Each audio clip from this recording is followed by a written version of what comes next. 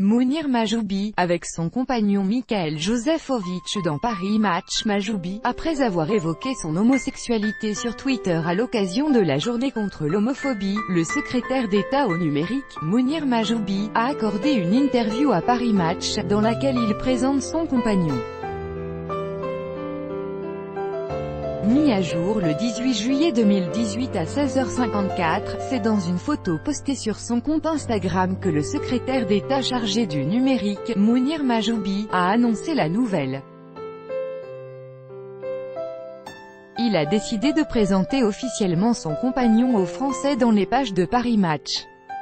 Depuis son coming out, Mounir Majoubi n'hésite plus à parler librement de son homosexualité. Pacsé depuis 2015, le jeune membre du gouvernement partage sa vie depuis 13 ans avec celui qu'il a rencontré par échanges épistolaires via un site internet, dit-il dans Paris Match. Très discret depuis sa prise de fonction en mai 2017, Mounir Majoubi se dévoile ainsi publiquement en exposant son couple au grand public. Aider ceux qui hésitent à assumer leur homosexualité, voilà l'objectif de Mounir Majoubi. Intitulé « Le ministre sans complexe », l'article revient sur l'adolescence et les années d'homophobie dont a été victime le jeune ministre, les insultes et les baffes, je connais, déclare-t-il au magazine.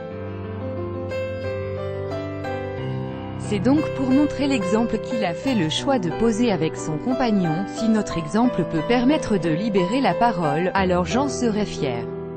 Mais qui partage la vie du ministre depuis 13 ans?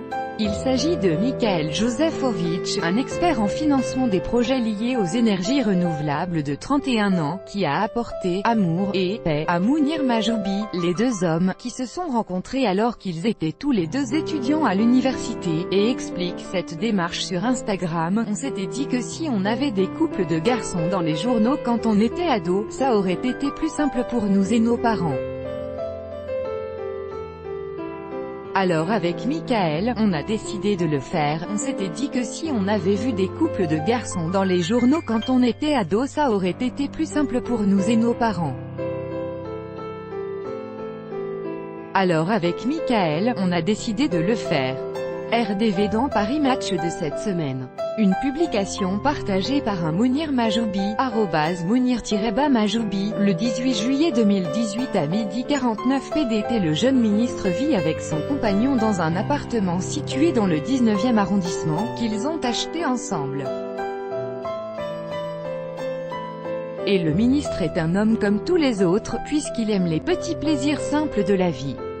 Entre morceaux de Christine and the Queens, et partisans diablés de jeux vidéo, le couple offre aux Français l'image d'un duo heureux et épanoui. On peut notamment voir une photo sur laquelle le couple range sa bibliothèque. Une initiative saluée sur Twitter par l'association SOS Homophobie. Le reportage sur le ministre en exercice et son compagnon est à saluer.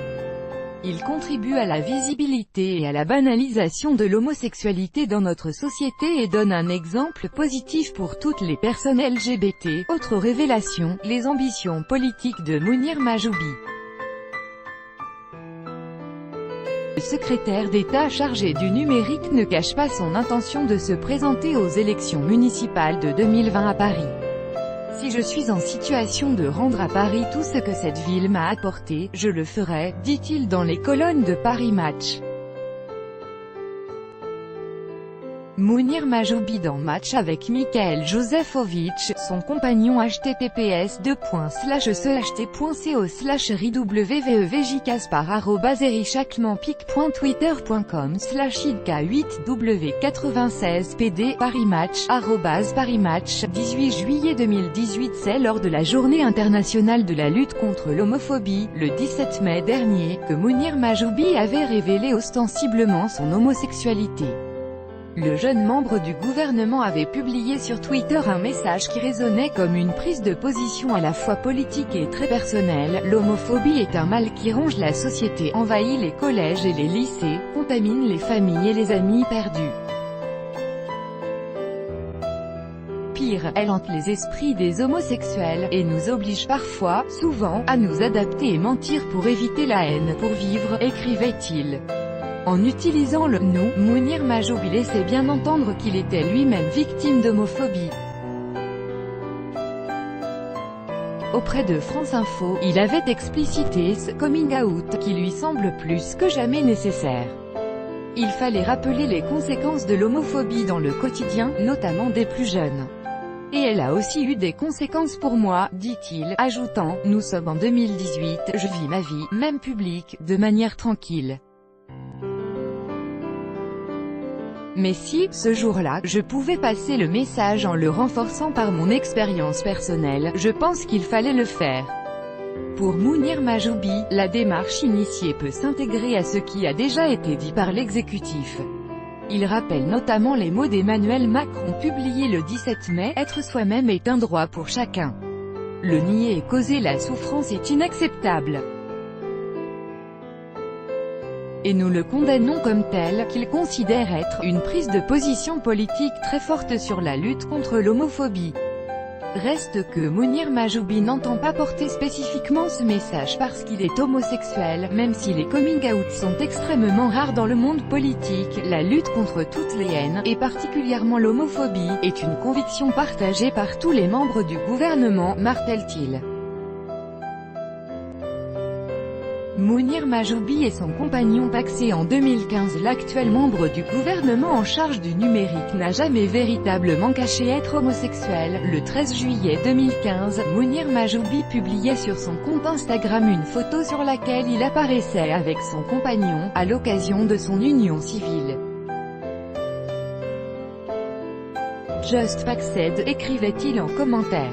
Tétu avait remarqué lors de sa nomination au sein du gouvernement que Mounir Majoubi avait déjà emprunté les 6 bandes arc-en-ciel imaginées par Gilbert Baker pour colorer son profil Facebook, Just Pacsed. Une publication partagée par un Mounir Majoubi, @Mounirium, le 3 juillet 2015 à 10h25 PDT.